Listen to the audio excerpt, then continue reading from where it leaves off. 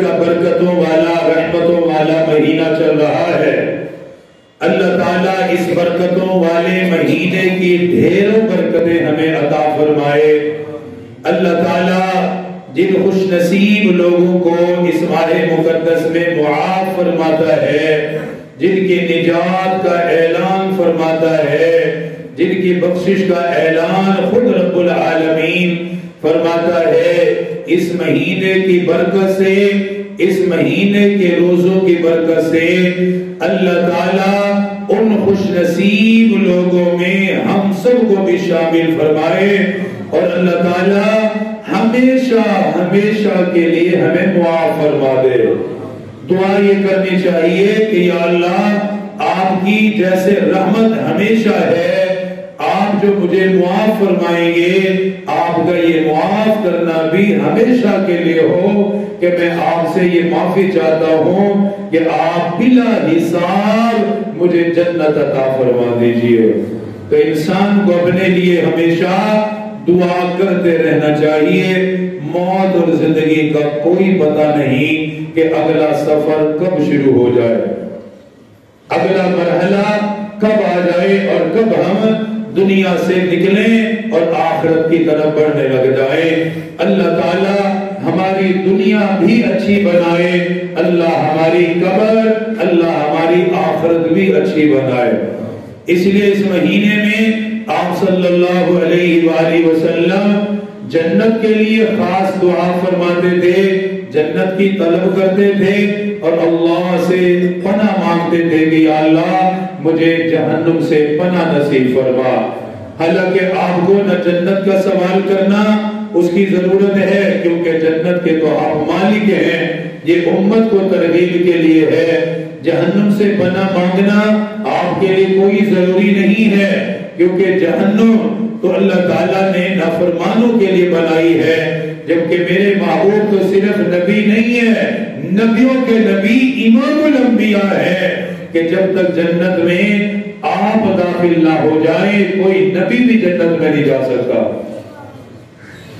یہ اتنا عظیم مہینہ برکتوں اور رحمتوں والا مہینہ چل رہا ہے۔ اس مہینے میں اللہ تعالیٰ نے مسلمانوں پر روزے فرض قرار دیے ہیں کہ اللہ کے لیے تم نے روزہ رکھنا ہے، صبح سے شام تک کھانے اور پینا بند کر دیا۔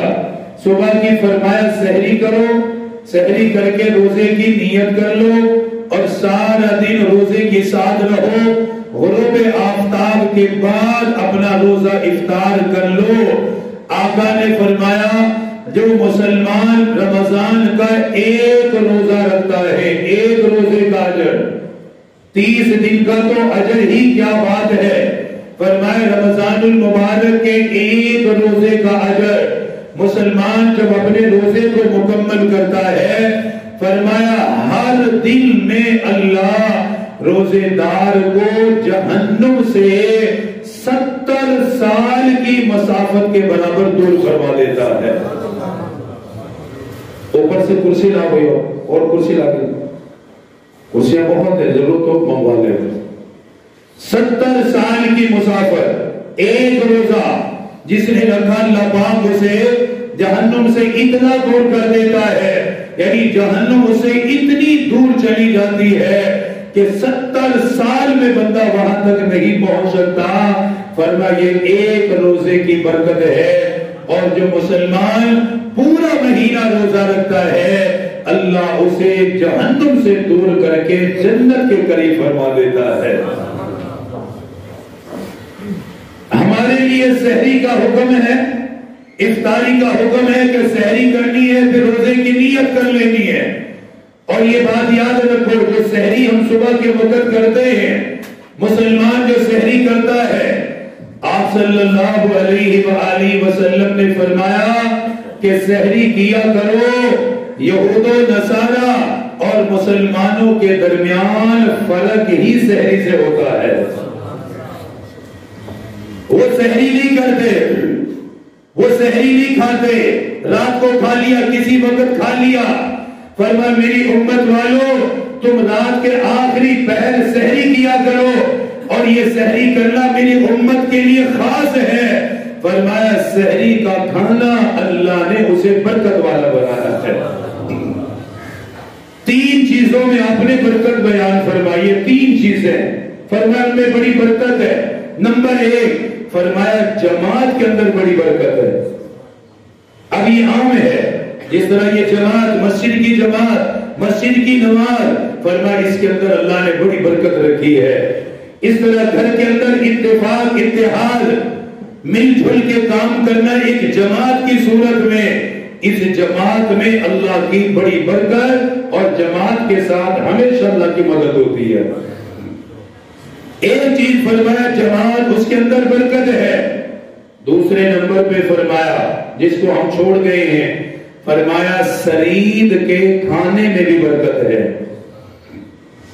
سرید کا کھانا، گوشت کے شوربے میں روٹیاں توڑ کر میرے آقا سرید بنا کر اسے تناول فرماتے تھے اور فرماتے تھے کہ سرید کے کھانے میں برکت ہے۔ اللہ نے اس میں روحانی طور پر بھی اور جسمانی طور پر بھی برکت رکھی ہے۔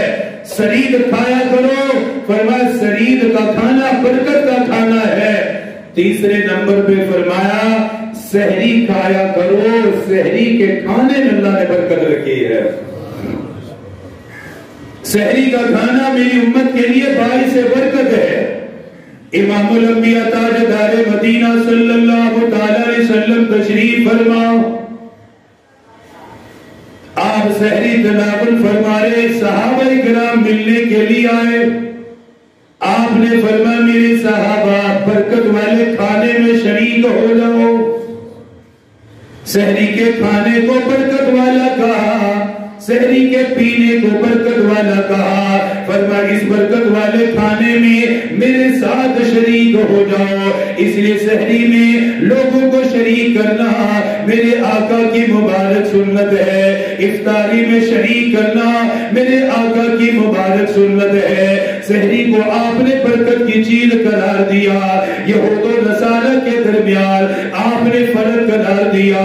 ان سب انعامات میں ایک بہت بڑا انعام آپ نے یہ فرمایا، فرمایا میری امت والوں، روزے دار جب صبح کے وقت سحری کرتا ہے، کھانا کھاتا ہے، صبح کے وقت پانی پیتا ہے، نیت ہے روزے کی، جو کھانا کھا رہا ہے روزے کی نیت سے کھا رہا ہے، پانی پی رہا ہے روزے کی نیت سے پی رہا ہے۔ فرمایا جو سحری کے وقت کھانا کھاتا ہے، ان اللہ و ملائکتہ یصلون علی المتسائرین، فرمایا یاد رکھنا سحری کھانے والوں کے لیے اللہ کے فرشتے دعا کرتے ہیں، سحری کھانے والوں کو وہ دیکھتے ہیں، یا اللہ آپ کی رضا کے لیے روزہ رکھنے کی تیاری کر رہا ہے، مسلمان رات کو جلدی اٹھ گیا، خواتین نے کھانا بنایا، سحری بنائی، روزے کے لیے کھانا کھا رہے ہیں، روزہ رکھنے کے لیے پانی پی رہے ہیں۔ میرے آقا نے فرمایا روزے دار صبح کے وقت جب سحری کرتا ہے، اللہ کے فرشتے ان کے لیے دعائیں کرتے ہیں، ان پر اللہ برکت کو نازل کرتا ہے، اس رزق کے اندر برکت کو اللہ ڈال دیتا ہے۔ اس لیے سحری کا کھانا مستحب عمل ہے، سحری لازمی کھانی چاہیے، بقدر ضرورت ضرور استعمال کیا کرو۔ اگر روٹی کو دل نہیں کرتا، کھانا کھانے کو دل نہیں چاہتا، چند گھونٹ پانی کے ہی سحری کی نیت سے پی لیا جائے، چند لقمے ہی کھا لیے جائے۔ اگر اتنا بھی دل نہ کرتا ہو، ایک کھجوری سحری کی نیت سے لازمی کھانی چاہیے، کیونکہ اس کے اندر برکت آ جاتی ہے۔ سارا دن وہ گھر بھی برکت والا رہے گا، وہ جسم بھی برکت والا رہے گا۔ اس لیے میرے آقا نے سحری کھانے کی ترغیب ارشاد فرمائی، پھر ساتھ یہ بھی فرمایا سحری آخری وقت میں کھایا کرو، رات کے پہلے حصے میں نہ کھایا کرو، رات کے درمیانے حصے میں نہ کھایا کرو۔ یہ میرے محبوب کی امت کے لیے کتنی تڑپ ہے، سارا دن تم نے بھوکا رہنا ہے، پیاس کو برداشت کرنا ہے، اس لیے فرمایا آخری پہر میں سحری کھایا کرو، جب وقت تھوڑا رہ جائے، چند منٹ باقی رہ جائے کہ آرام سے سحری کھا کر 1-2 منٹ بچ سکتے ہیں، فرمائے وہ وقت سب سے اعلیٰ ہے، وہ وقت سب سے بہترین ہے۔ سحری کے لیے آپ نے آخری وقت کو پسند کیا، آخری وقت کو امت کے لیے بتایا، پھر فرمایا جب افطاری کا وقت ہو جائے، افطاری کرنے میں دیر نہ کرنا، افطاری کرنے میں سستی نہ کرنا، افطاری کرنے میں جلدی کرنا۔ جلدی سے مراد یہ ہے سورج غروب ہو گیا، اب فوراً افطاری کر لو، کیونکہ اللہ پاک تمہاری بھوک کو نہیں دیکھنا چاہتا، اللہ تو یہ چاہتا ہے میرا بندہ میرے حکم کو پورا کرے۔ صبح کھانے کے لیے کہا، اس وقت کھا لو، سارا دن کھانے سے منع کر دیا، سارا دن کھانے سے منع ہو جاؤ، غروب آفتاب کے بعد کھانے کا حکم مل جائے، فرمایا پھر کھانے میں دیر نہ کرنا، اللہ کے حکم کو پورا کرنا۔ یہ اس امت کے ساتھ معاملہ رکھا گیا، اس کی سحری کو بھی برکت والا بنایا، اس کی افطاری کو بھی برکت والا بنایا۔ پھر آپ نے ارشاد فرمایا، روزے دار کو اللہ 2 خوشیاں نصیب فرماتا ہے، اسے 2 خوشیاں ملتی ہے، آقا وہ کون کون سی ہے؟ فرمایا مسلمان کے لیے، روزے دار کے لیے سب سے پہلی خوشی روزہ افطار کرنے کے وقت ہے۔ جب وہ روزہ افطار کرتا ہے، روزے کو افطار کرتا ہے، فرمایا اسے راحت ملتی ہے کہ میں نے اللہ کے حکم کو پورا کر لیا، اللہ نے جو روزہ مجھ پہ فرض کیا میں نے اس فرض کو پورا کیا۔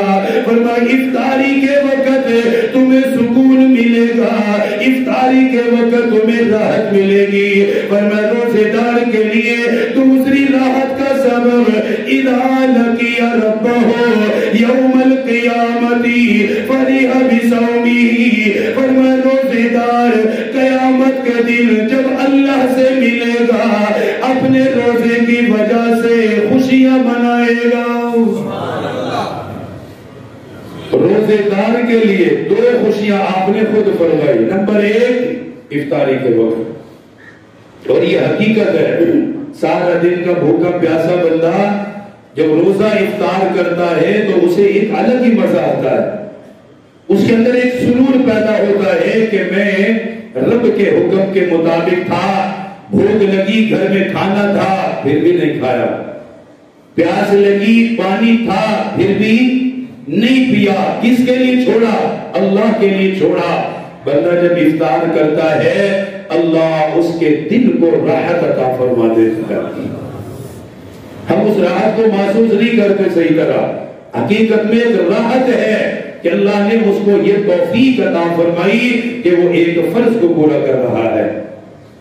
دوسری راحت فرمایا جب روزے دار قیامت کے دن اللہ سے ملے گا، اللہ جب اللہ سے ملے گا تو فرمایا روزے دار کو وہاں ایک الگ ہی خوشی اللہ عطا فرمائے گا، اسے ایک الگ ہی راحت ملے گی۔ فرمایا قیامت کے دن اللہ پاک جنت کے 8 دروازے، جنت کے 8 دروازوں کو کھولا جائے گا، روزے دار کو اللہ پاک بلائے گا، حکم ملے گا روزے دار کھڑے ہو جاؤ، روزہ رکھنے والے کھڑے ہو جاؤ، روزے داروں کو کھڑے ہونے کا کہا جائے گا، روزے داروں کو حکم مل گیا، یہ سارے روزے دار کھڑے ہو جائیں گے، اللہ کا حکم ملنے کے بعد اللہ پاک سے عرض کریں گے پروردگار آپ کا حکم ملا، ہم نے دنیا میں روزہ رکھا، آج آپ نے ہمیں کس لیے کھڑا کیا، یہ روزے داروں کے لیے کیوں اعلان ہوا؟ اللہ پاک فرمائے گا یہ جنت کے 8 دروازے میں نے بنائے، جنت میں داخل ہونے کے لیے بنائے ہیں، جنت کے اندر گزرنے کے لیے بنائے ہیں۔ اللہ پاک فرمائے گا ان فی الجنت بابا یقال له الریان، فرمایا او روزے داروں تمہارے روزے کی برکت سے میں نے جنت کے ایک دروازے کا نام روزے داروں کا دیا ہے باب الریان میں نے اس کا نام رکھ دیا. جنت کے 8 دروازوں میں سے ایک دروازے کا نام باب الریان ہے, وہ صرف روزے داروں کے لیے ہوگا. اللہ پاک فرمائے گا یہ دروازہ میں نے تمہارے لیے بنایا, ان کے لیے بنایا جنہوں نے بھوک کو میرے لیے برداشت کیا, پیاس کو میرے لیے برداشت کیا. باب الریان سے داخل ہو جاؤ, جنت کے اندر چلے جاؤ. میرے آقا نے فرمایا اس دروازے میں سے صرف روزے داروں کو گزارا جائے گا, کوئی اور بندہ نہیں گزر سکے گا, کسی کو گزرنے کی اجازت نہیں ملے گی. جب روزے دار گزر گئی, روزے دار مکمل ہو گئے, اللہ اس دروازے کو بند کر دے گا. حکم یہ ملے گا یہ صرف روزے داروں کے لیے کھلا, ان کے داخلے کے بعد میں نے اسے بند کروا دیا. باب الریان جنت کا دروازہ وہ کن کے لیے ہے؟ وہ روزے داروں کے لیے ہے, ان کے لیے ہے جو روزہ رکھتے ہیں, اللہ کے لیے, اپنے رب کو راضی کرنے کے لیے.